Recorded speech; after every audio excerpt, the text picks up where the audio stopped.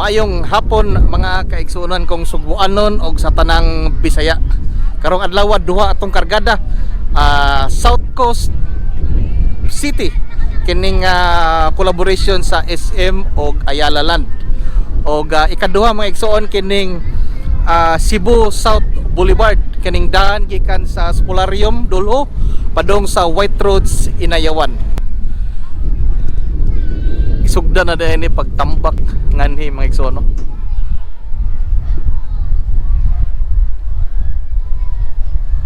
So doon ay pagabuhaton nga taytayan gikan ngadto then labang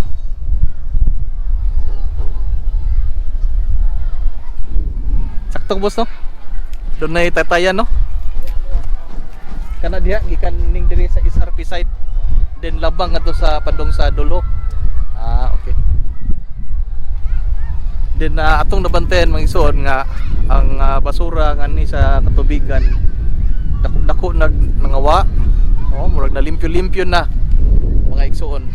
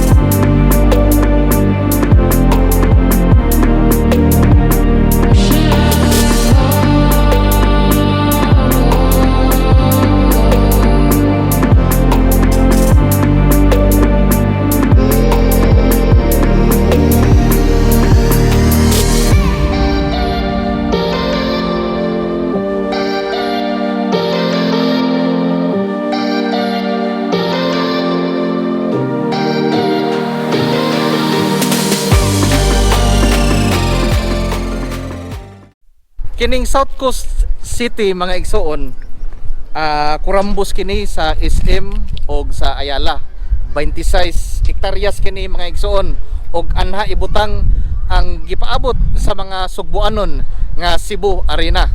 Kining South Coast City mga igsoon, underground power lines na kini siya. Og gawas sa mga power lines ang iyahapong cabling alang sa mga telecommunications underground pod. So wa na kay makita nga mga poste sa tibuok development mga igsoon tungod everything is placed underground.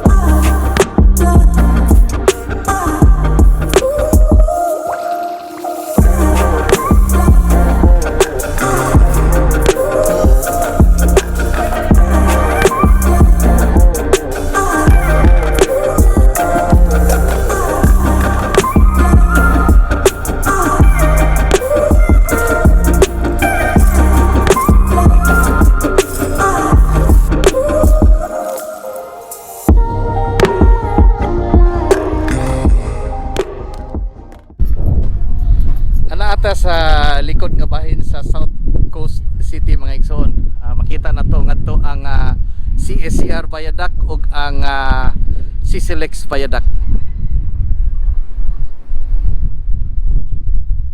So ingon mga igsoon nga ang South Boulevard butangan kini og taytayan gikan nganhi sa likod sa South Coast City unya labang ngadto sa Dulho, Fatima. So gikan siguro nganhi mga igsoon nya labang ngadto sa Pikas.